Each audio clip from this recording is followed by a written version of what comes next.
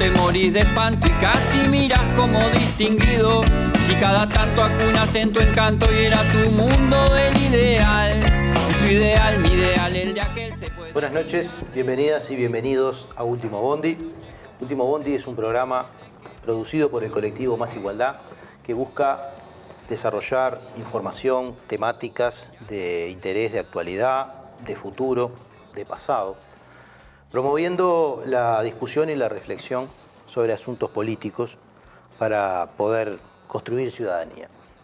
En el día de hoy vamos a estar compartiendo en una mesa grande unos minutos para hablar de un tema que venimos trayendo en varios programas y que tiene que ver con el pasado reciente, y en el caso particular de hoy lo titulamos Terrorismo de Estado, piezas de un rompecabezas. Hoy co-conduce conmigo Álvaro, que está acá con nosotros en la mesa y que va a pasar a presentar a nuestra invitada y a nuestros invitados y a tirar una primera pregunta para empezar a conversar. Bueno, muy buenas noches. En esta oportunidad, como comentaba Juan Pablo, para abordar este tema nos acompañan Carla Larrobla, que es profesora de Historia, magíster en Ciencias Sociales y Humanidades, integrante de equipo de historiadores que trabajó en la investigación histórica sobre el pasado reciente, sobre detenidos desaparecidos y asesinados políticos, participó en distintas investigaciones sobre historia reciente en nuestro país y es docente de educación secundaria y formación docente.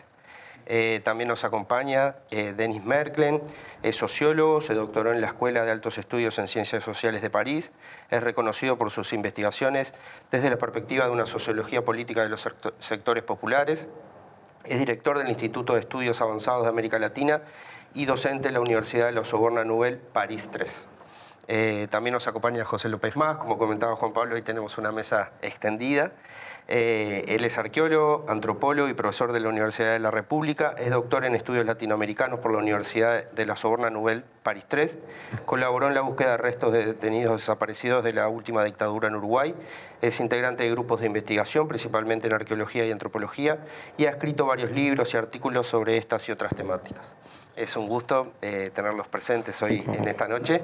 Y bueno, como comentaba Juan Pablo, ya hace varios programas venimos abordando nuestro pasado reciente desde distintas perspectivas y a nosotros nos interesa mucho incorporar las nuevas investigaciones, las nuevas perspectivas para poder analizar y tener una visión más cabal sobre esto que llamamos pasado reciente y también disipar o despejar algunas interpretaciones o relatos sobre esto y bueno, por eso es que los tenemos esta noche aquí.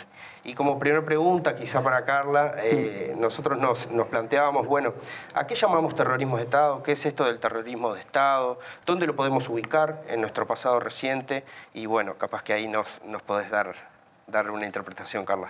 Bueno, muchas gracias por la invitación. Para hablar del terrorismo de Estado, en realidad, lo que es importante es entender que es un concepto que se construye justamente para poder elaborar una categoría que nos permita explicar lo que sucedió en el pasado reciente.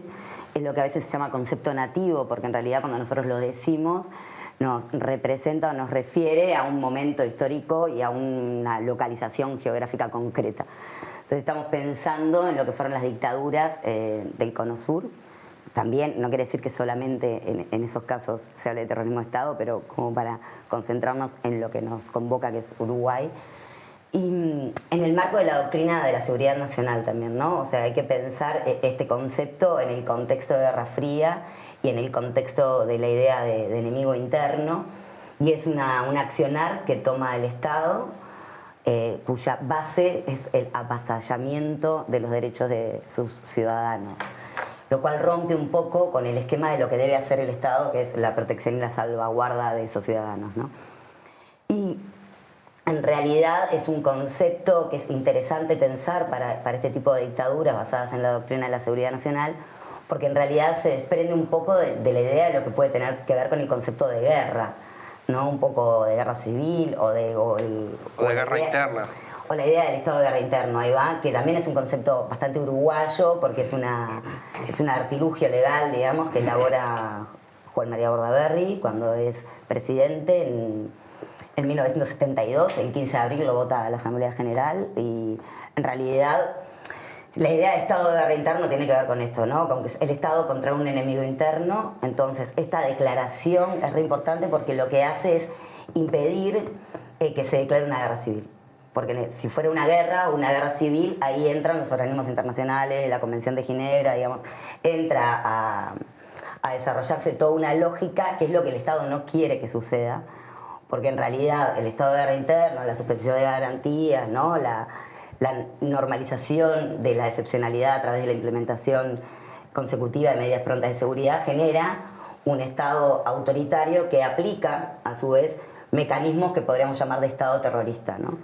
Donde en realidad hay un despliegue de las herramientas represivas que no distingue a la ciudadanía en culpables, inocentes, no hay proceso legal, digamos, ¿no? Lo primero es la sospecha, y sobre esa sospecha se actúa con el objetivo justamente de eliminar un enemigo que puede ser cualquiera.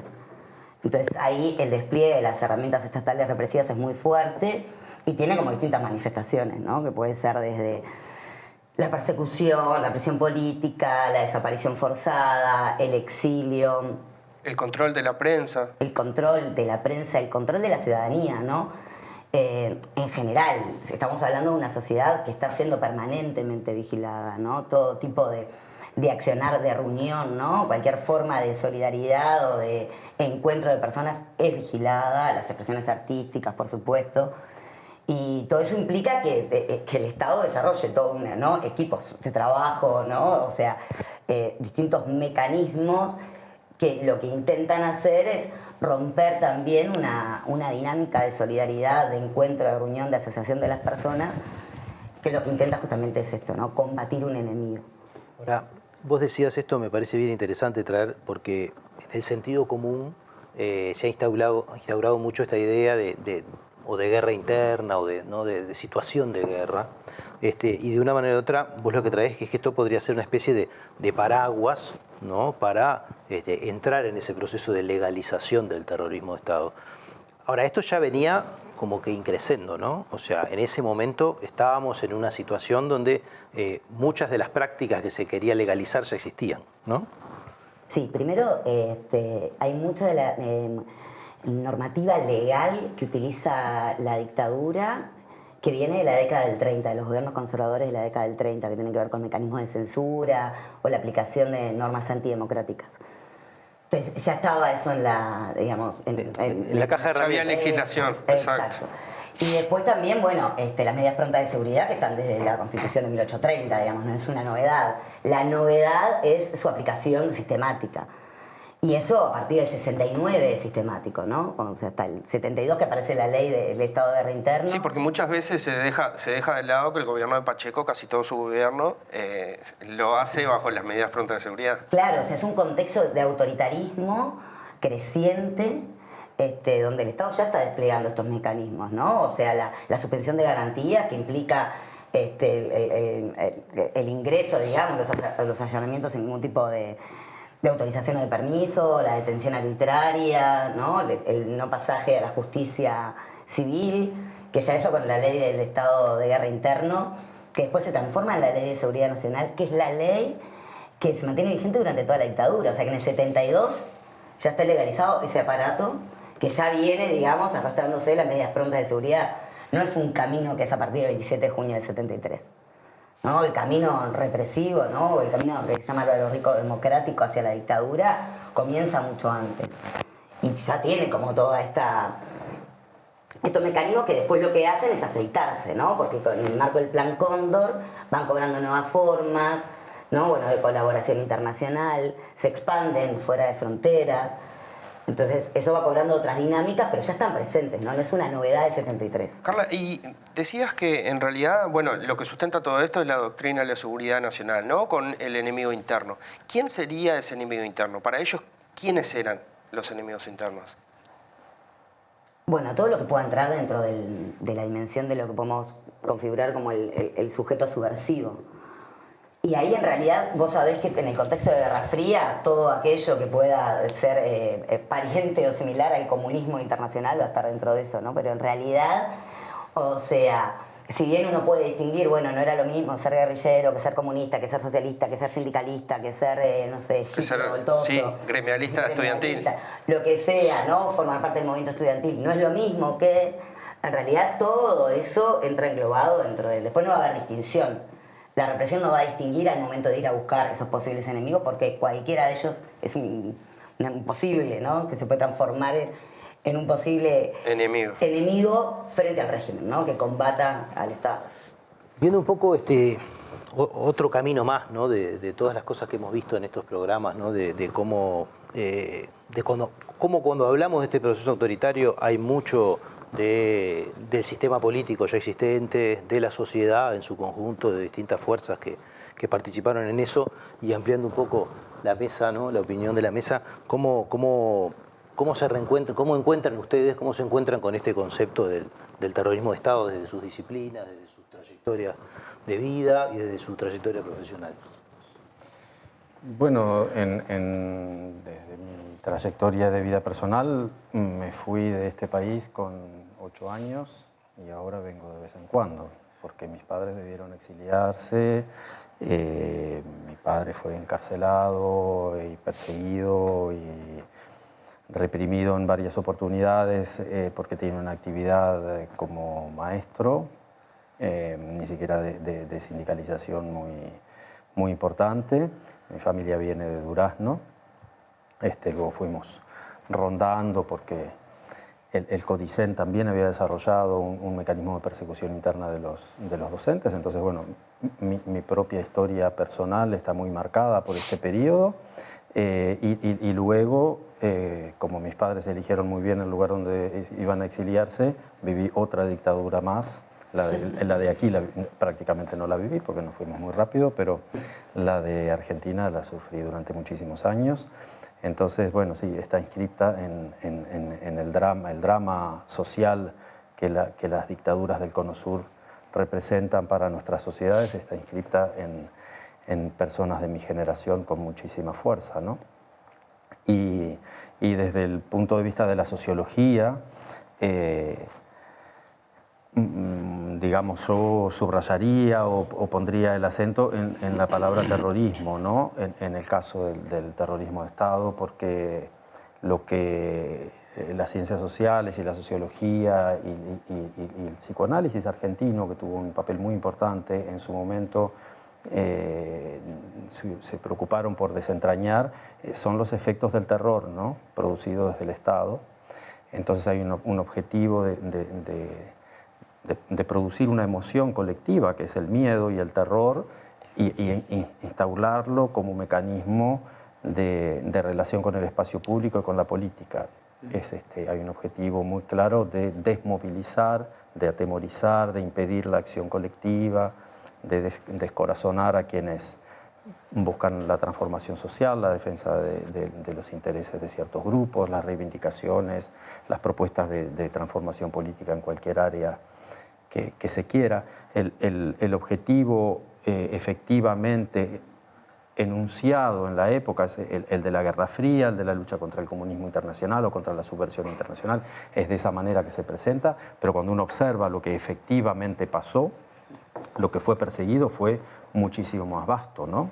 Formas de expresión artística, formas de expresión cultural, como algunos movimientos alternativos. Pensemos en nuestras sociedades de hoy. Hace muy poquito tiempo me invitaron a una clase de español en París a hablar de las dictaduras del Cono Sur en español, y entonces les decía a aquellos muchachos que tenían un poco las edades que yo tenía cuando viví la dictadura, entonces algunas de las cosas que forman el pan cotidiano de sus vidas, ¿no? Por ejemplo, el feminismo actual o los movimientos antirracistas o los movimientos de cierta contracultura, bueno, todas esas cosas que nada tienen que ver con la subversión internacional, eran masivamente reprimidos y terriblemente reprimidos, ¿no? Entonces, la dictadura era, digamos, hubo un terrorismo de Estado, pero desde un punto de vista extremadamente conservador, desde el punto de vista político, que impactaba sobre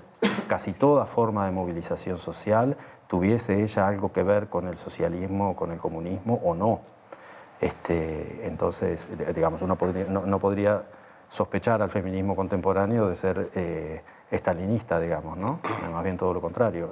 Pero no hubiese habido ninguna posibilidad de que tales expresiones se manifestaran. Entonces, bueno, la sociología pone muchísimo el acento en estos mecanismos de trituración de los lazos sociales en su vinculación con el espacio público. Era prácticamente imposible que el espacio público existiera. El espacio público estaba clausurado y el mecanismo de clausura no era solamente el de la censura, sino el del terror, ¿no? Porque tal como ocurrió durante la Segunda Guerra Mundial bajo el nazismo y un poquito antes con el fascismo, se produce en los sujetos sociales un sentimiento de una profundísima incertidumbre que es provocado por el miedo. Todo el mundo sabe que en cualquier momento puede ser objeto de la represión y nunca sabe mucho por qué ni cómo, ¿no? Entonces se crean mecanismos de sospecha generalizada, de miedo, creación de espacios de expresión clandestinos para poder comunicarse, sobrevivir, existir.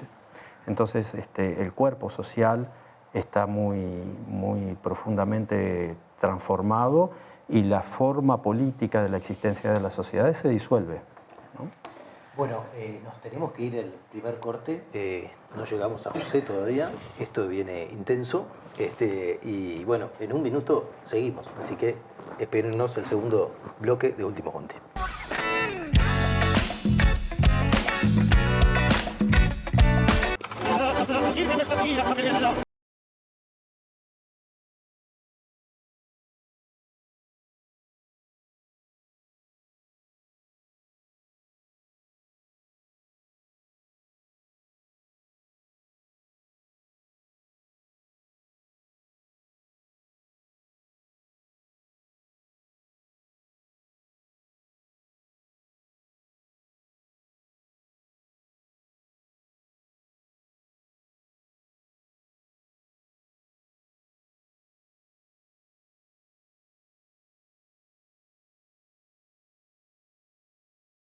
Da vuelta, ahí, tan. Es un honor formar parte de Caras y Caretas TV, donde hay lugar para todo tipo de contenido y también para el humor. ¡Sumate!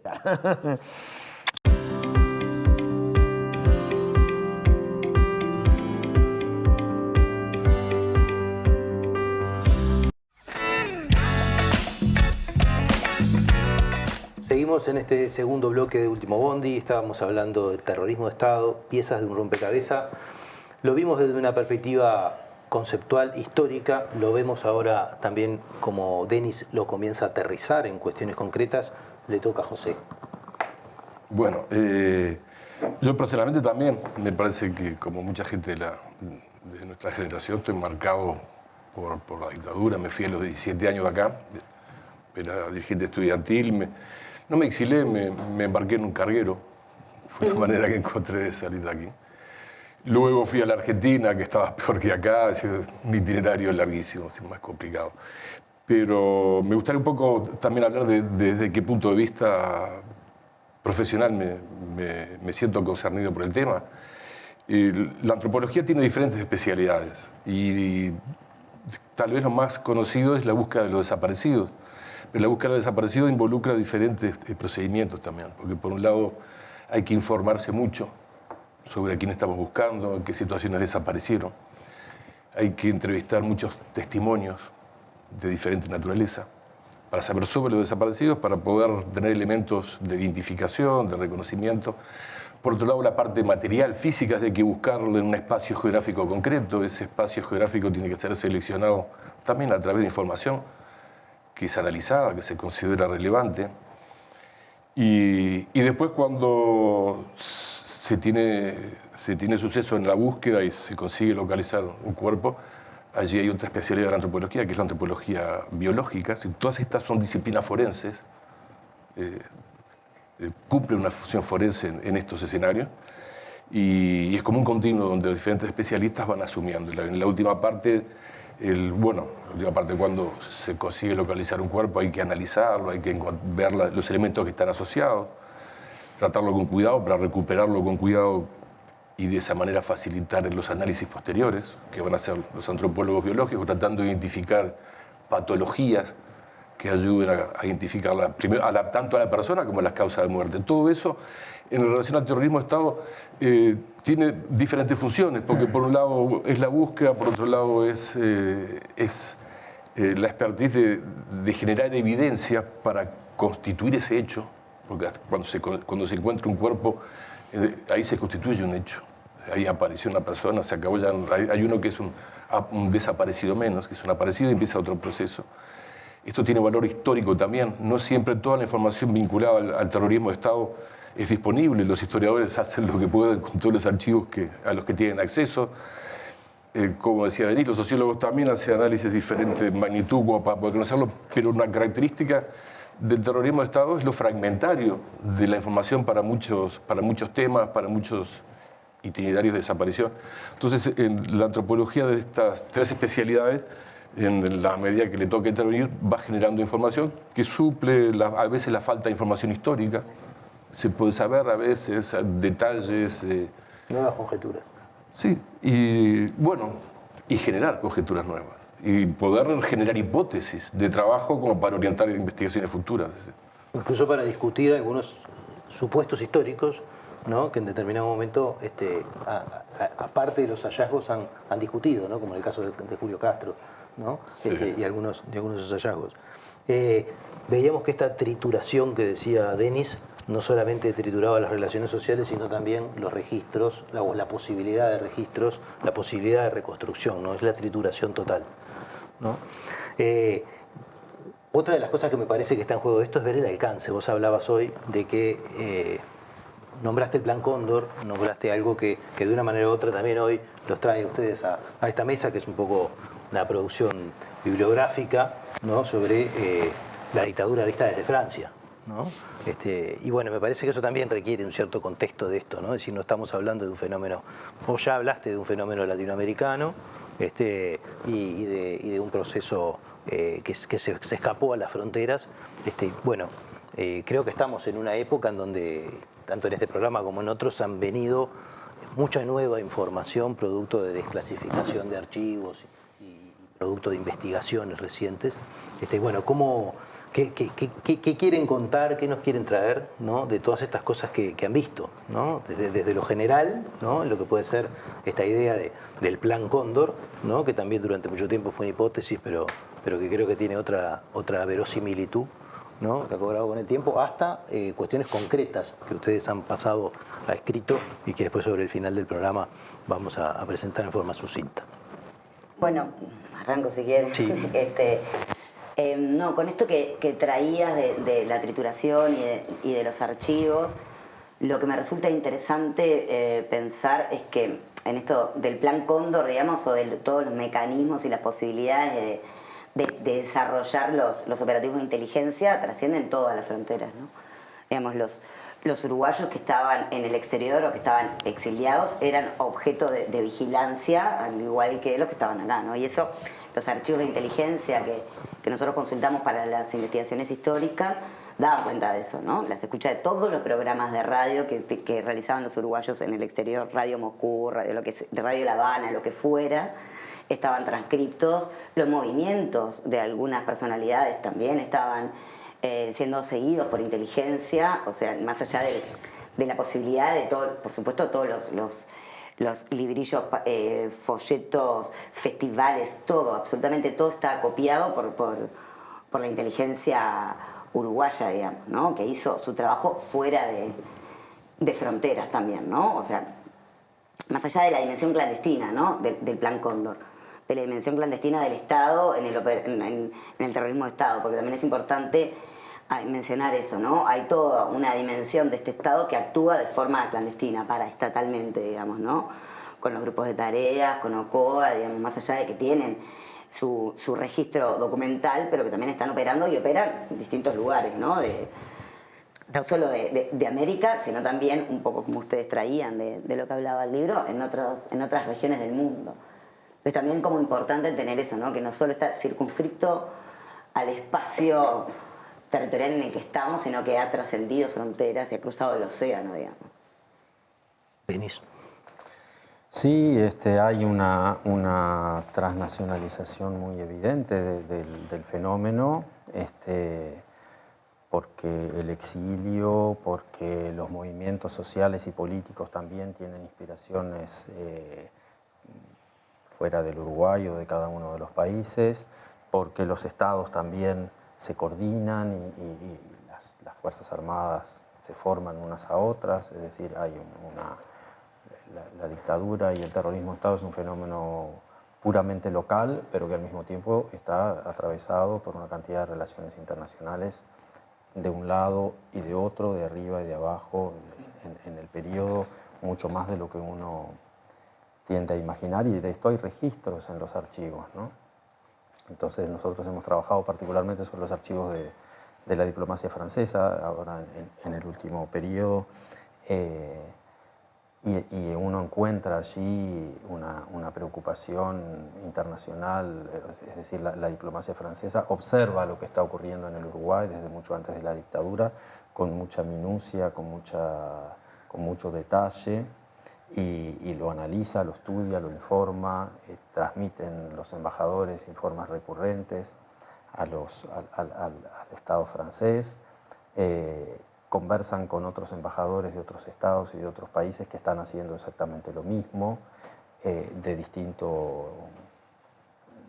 Europa del Este, por ejemplo, de Estados Unidos, evidentemente, de otros países europeos, es decir, hay un registro que encontramos hoy de la actividad de las diplomacias de los distintos países, que están muy atentos a lo que ocurre en el Uruguay, ¿no? Y esa atención está puesta en un doble fenómeno, en una dictadura que ellos ven venir de un modo muy anticipado, 10 años antes comienzan a hablar de los planes de organización de un golpe de Estado en distintos sectores del ejército. Pero vos decís que la diplomacia francesa ya 10 años antes del golpe de Estado empieza a transmitir a su casa central, al gobierno francés. Da cuentas de un plan, sí, que se elabora en relación con la diplomacia francesa. Eso es muy interesante también. Nosotros tendemos a ver los militares, hoy decimos los militares, como un grupo homogéneo, que nunca lo fue, y en aquel entonces mucho menos que ahora. Van confluyendo movimientos políticos adentro de las Fuerzas Armadas hacia la alternativa de un golpe de Estado, no sin conflictos internos. La diplomacia francesa distingue 3 grupos muy claramente: un grupo al que llaman los peruanistas, un grupo al que llaman los brasileños y un grupo al que llaman los indecisos, y establecen mecanismos de estudios sobre la oficialidad que les permiten proponer diagnósticos con porcentajes de la oficialidad que pertenecerían a cada uno de esos grupos, ¿no? Y en el caso de los brasileños, aquellos a los que la diplomacia francesa llama los brasileños, es decir, aquellos que están inspirados en la dictadura brasileña y que tienen contactos con las Fuerzas Armadas brasileras, que recordemos dan un golpe de Estado en 1964, instauran una dictadura muy prolongada en Brasil. Esos generales y esos oficiales uruguayos, que insisto, la diplomacia francesa califica como los brasileros, tienen planes de golpe de Estado y de dictadura aproximadamente, de los cuales hay registros en la diplomacia francesa desde 1963. Esto va en la misma línea, ¿no? Que también, casi 10 años antes, la CNT, su creación, también estipula que ante un golpe inmediatamente se iba a disparar una huelga. Entonces, esto viene a reafirmar esa misma idea. La embajada francesa informando a su gobierno casi 10 años antes de un posible golpe. Sí, y otros actores, ¿no? El MLN Tupamaros también hace el análisis de una evolución ineluctable hacia la dictadura. La diplomacia francesa coincide con esos análisis, ¿no? Que no son los análisis de todos los observadores ni de todos los actores de la época, ¿no? Bien.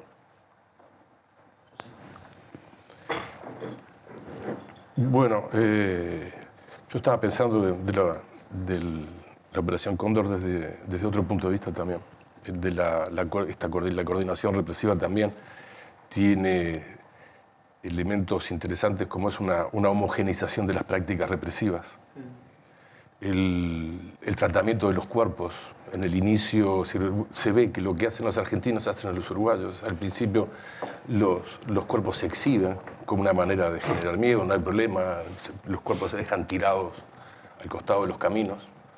Cuando son ejecutados, después empiezan a ser enterrados en unos tanques, que así se encuentra el hijo del poeta Hellman en El Tigre, y también un sindicalista uruguayo fue encontrado de la misma manera. Y acá están enterrando en el batallón 3 adentro de tanques. Luego, bueno, la desaparición de los cuerpos también es una práctica que se impone allá y empieza a imponerse acá. La Operación Cóndor tiene un elemento interesante que es la homogenización, y eso se ve porque la coordinación era bastante habitual entre los tipos, y se comentarían los procedimientos, los pros y los contras. Y eso es interesante porque a veces la investigación también permite seguir el itinerario de muchas cosas que no tenemos registros como para seguirla, ¿no? Carla.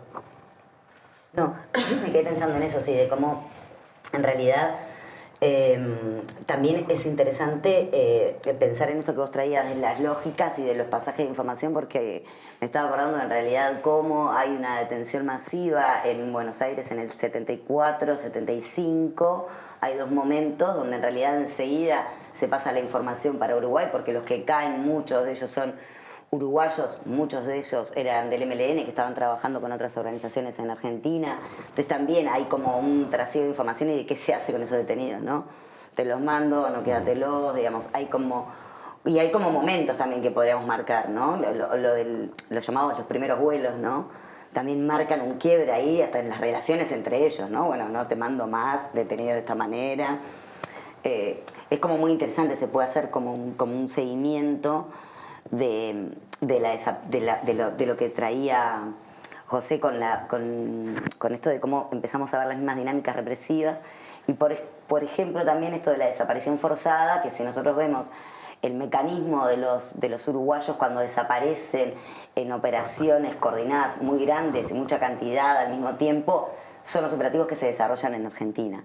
También acá es como más circunstancial, ¿no? Son distintos, no tenemos como la dinámica en Uruguay de desapariciones que sean, ¿no? Tipo, bueno, desaparecen 20 en 2 días, ¿no? Eso es como una dinámica que se da en Argentina, pero que son las fuerzas uruguayas operando. Operando en Argentina. Exacto. Claro. También hay como determinados contagios, digamos, ¿no? O formas de actuar, pero que también se marcan diferencias en los territorios, ¿no? Y a nivel de la información de la diplomacia, hay una cosa interesante que se nota, que es esa salida hacia afuera, ¿no?, que mencionaba Carla, la contrainteligencia. El gobierno uruguayo le plantea al francés de que Francia es una cueva de gente que se está entrenando en Libia y traficando armas, y que van a ver a tal cual teórico de la violencia. Y que se indique, cuando se escapa a la cárcel, que se indique que está ahí, que lo tienen que buscar, que insisten. En realidad no estaban, ellos sabían bien que no estaban ahí. Pero empiezan a jugar también con elementos de contrainteligencia que son propios del periodo, ¿no? Y eso aparece, se alcanza a ver en los documentos. Nos tenemos que ir al segundo corte, pero volvemos enseguida, en un minuto, y vamos a continuar un poco con estas historias. Así que en un minuto seguimos con el tercer bloque de Último Bondi.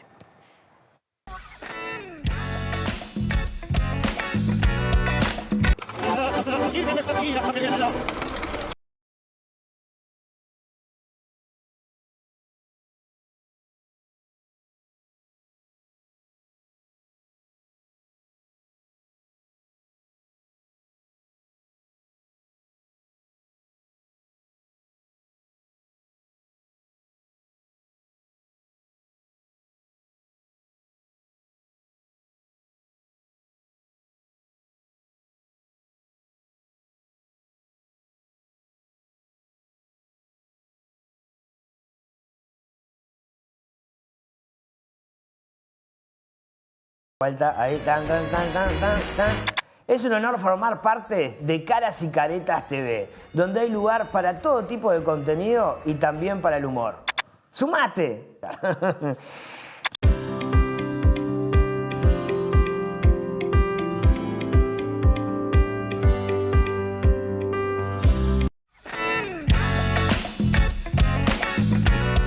seguimos en este tercer bloque de Último Bondi. Estamos hablando de terrorismo de Estado, piezas de un rompecabezas.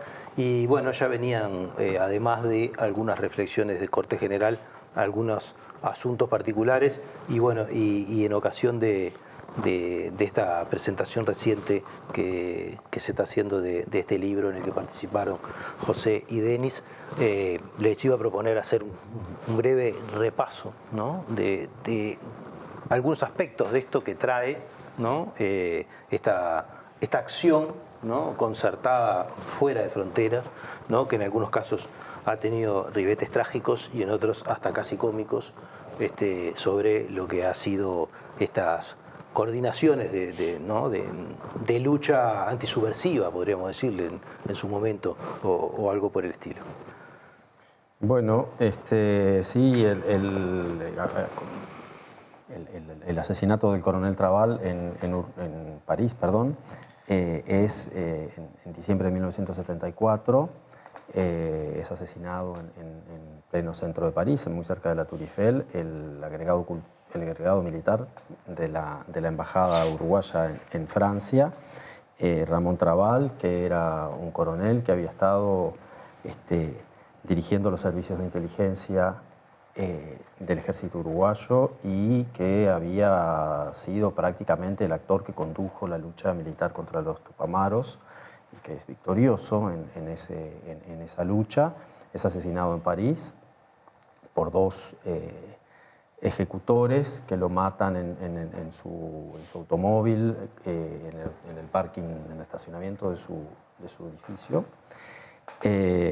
Ese hecho nunca fue esclarecido por la justicia francesa ni por la justicia uruguaya. En Uruguay nunca hubo un proceso judicial al respecto, y en Francia las investigaciones policiales y judiciales fueron cerradas poco tiempo después. Hay, como se sabe, una gran especulación al respecto y dio origen a muchísimo intercambio diplomático y a un cierto conflicto. Entonces es un caso de terrorismo clarísimo, porque no se busca, lo único que se hace no es ejecutar a una persona, sino crear una confusión tal que impida establecer responsabilidades o que atribuya la responsabilidad a quienes no la tuvieron, ¿no? No sabemos fehacientemente quiénes fueron los autores materiales del hecho, eso solo puede determinarlo la justicia, pero sí sabemos que aquellos a quienes se les atribuye la responsabilidad en un primer momento, los tupamaros, no fueron quienes realizaron esa acción. Y además,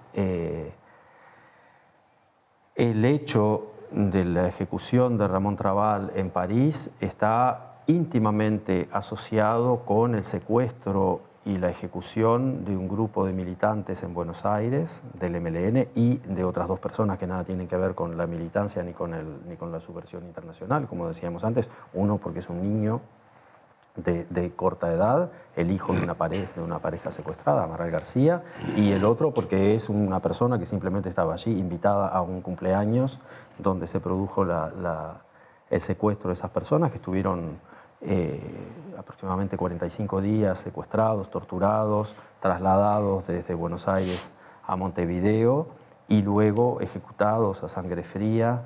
5 de los 7, el niño fue robado y entregado a una familia de manera clandestina, su identidad, su estado civil modificado, y el otro que fue liberado aterrorizado a tal punto que estuvo 30 años sufriendo de aquello de lo que fue testigo, ¿no? Y los otros 5 personas, como decía López Mas, ejecutados al borde de un camino, los famosos, tristemente famosos, fusilados de Soca. Todo eso es una operación que aparece muy claramente como una única operación, coordinada como un inmenso plan macabro. A uno le cuesta muchísimo entender que esto pudiese cumplir un objetivo político, ¿no? Y sin embargo lo tuvo. Entonces, bueno, para nosotros que abrimos por primera vez la carpeta, hay una carpeta Trabal en los archivos del Ministerio de Relaciones Exteriores de Francia, en las afueras de París, en la periferia de París. Bueno, es todo un acontecimiento poder leer lo que está allí contenido y poner esos folios y esos elementos en contacto con todo lo otro que fue investigado y que se conoce sobre esos hechos. Es un plan terriblemente macabro, una conspiración organizada, una contrainteligencia, una especie de búsqueda de, como se dice corrientemente, embarrar la cancha, ¿no? Generar las condiciones de imposibilidad de todo disenso dentro de las Fuerzas Armadas. Te iba a decir eso, ¿no? Esto como que también tenía un partido muy importante adentro de las Fuerzas Armadas. Claro, la diplomacia francesa, nosotros no podemos decir quién fueron los asesinos de Trabal hoy, pero la diplomacia francesa está absolutamente convencida de que es una acción de quienes triunfaron dentro de los conflictos de las Fuerzas Armadas por apagar a una oficialidad joven muy activa y que tiene planes muy distintos, o que tuvo planes muy distintos de los que lleva adelante la dictadura ya en unos pocos meses luego de iniciado el golpe de junio de 1973. Entonces, bueno, es una acción devastadora por la cantidad de efectos que tiene y porque aún hoy, ¿no? Casi 50 años después de los hechos, medio siglo después, no estamos en condiciones de saber fehacientemente qué ocurrió. Sabemos todo lo que no ocurrió, sabemos muchas cosas que no ocurrieron, muchas de las hipótesis que se han manejado, por ejemplo, pudimos prácticamente verificar que no tenían curso, ¿no? Pero también tenía ribetes casi cómicos, algunas cosas que sucedían en esos tiempos, ¿no, José? Bueno, está el caso de la preocupación que tiene el gobierno militar con la filmación de una película que se llama Estado Sitio, que la hace el director griego Costa Gavras, y con el apoyo de su mujer, una periodista que había estado en Uruguay y ha sido raptada también por un grupo subversivo, y hay todo allí una gran complicación que tienen los militares tratando de evitar que ese film prospere, porque dicen textualmente es un film que se hace en honor y a la gloria de los tupamaros.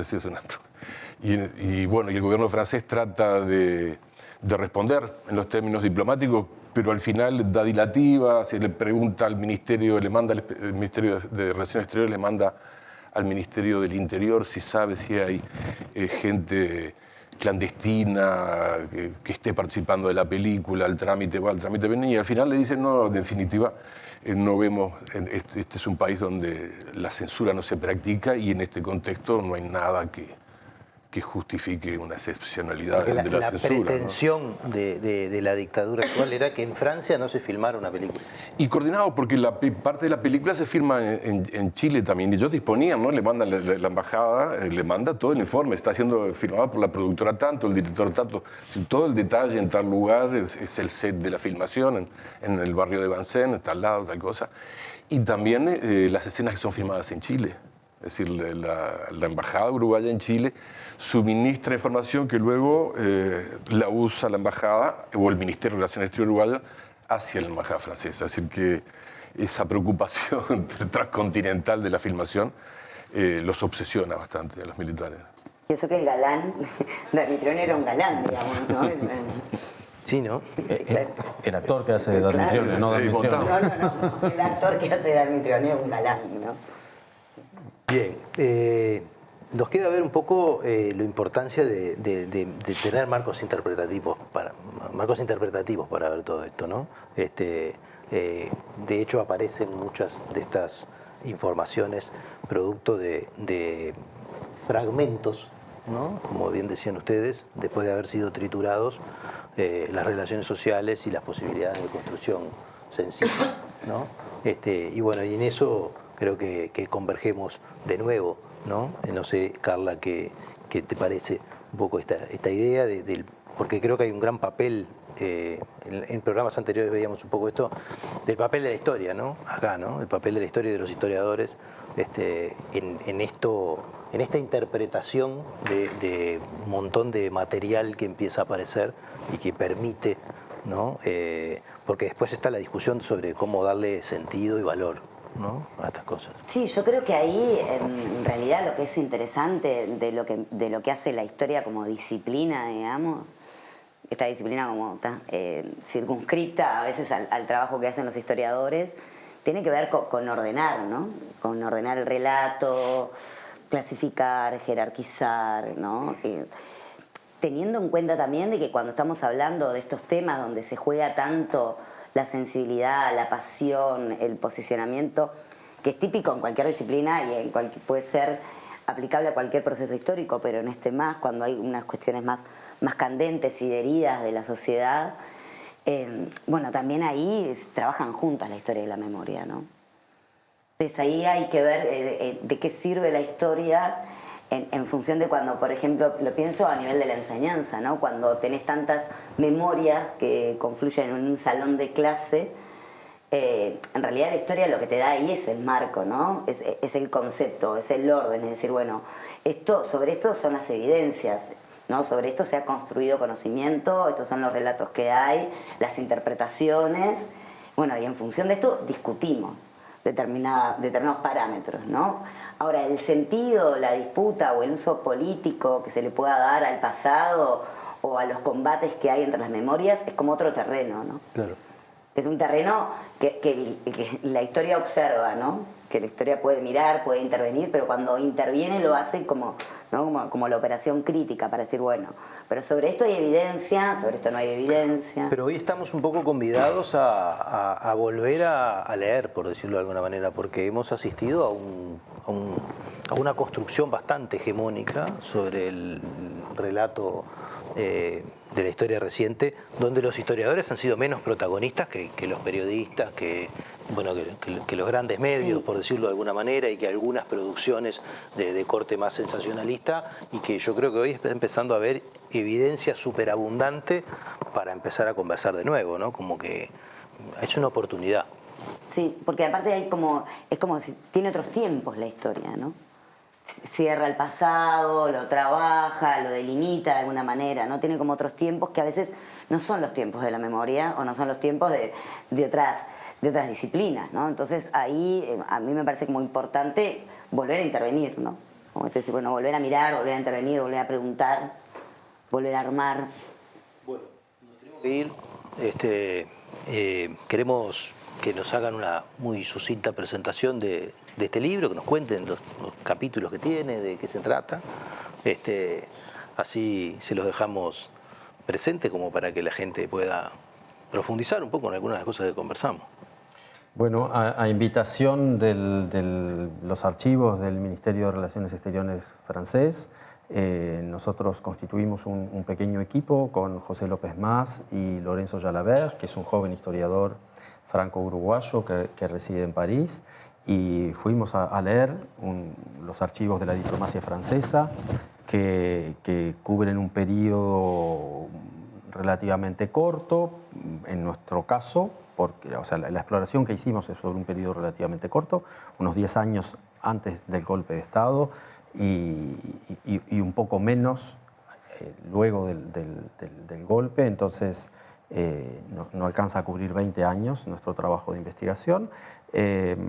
Nos distribuimos el trabajo, hay un historiador, un antropólogo arqueólogo, un sociólogo, cruzamos puntos de vista, hicimos análisis juntos y entonces hay un capítulo especialmente dedicado al problema de los dos eventos que suelen atribuirse o han sido considerados frecuentemente como dos momentos del golpe de Estado, febrero de 1973 y junio de 1973, y los análisis de la diplomacia francesa, a los cuales nosotros les atribuimos cierta importancia, hablan más bien de dos golpes de Estado, un golpe de Estado que fracasa, que es abortado, y un segundo golpe de Estado que tiene éxito, el de febrero fracasa y el de junio triunfa.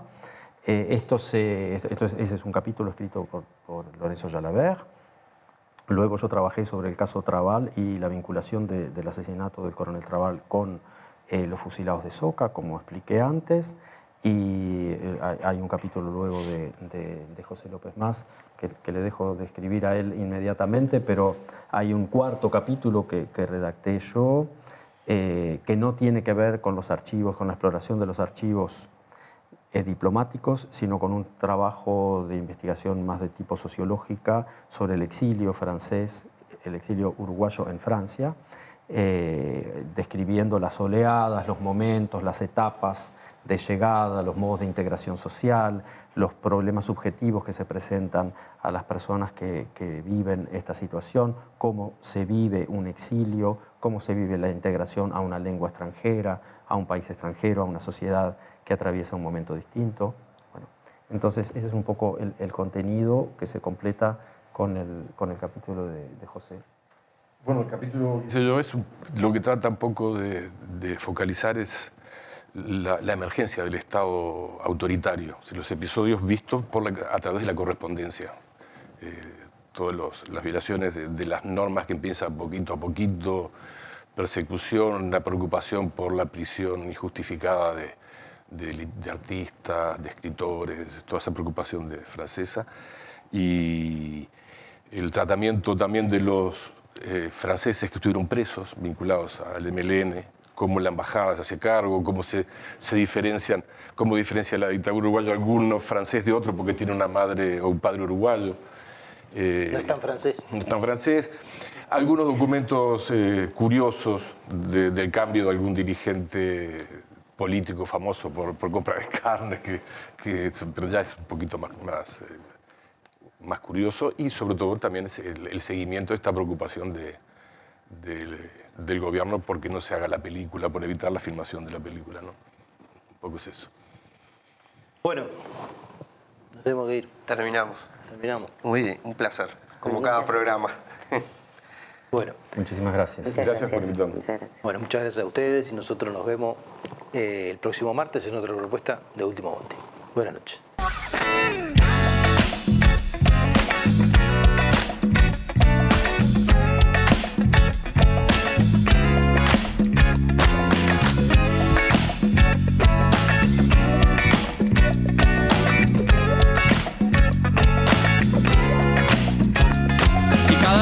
Te morís de espanto y casi miras como distinguido.